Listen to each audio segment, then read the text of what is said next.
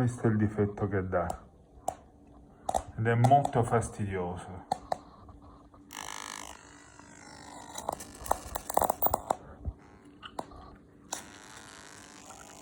L'ho smontato e solo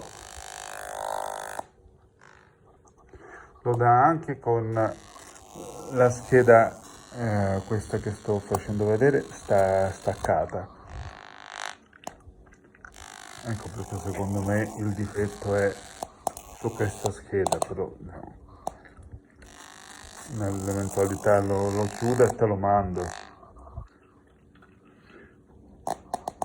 Questo difetto è da almeno 7-8 anni che me lo dà, solo che ultimamente è diventato, ce lo dà subito appena acceso. Prima lo dava ogni tanto, bastava poi che pulivo i contatti e passava.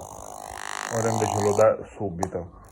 Io l'unico sbaglio che ho fatto ieri sera è che quello che ho staccato questo potenziometro, perché mi sembrava bruciato di sotto, l'ho staccato nel risaldarlo, spero non aver bruciato la pista. Per questo ti ho detto se mi vendevi la scheda intera.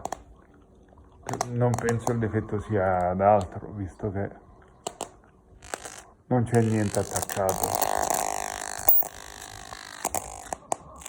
Fammi sapere.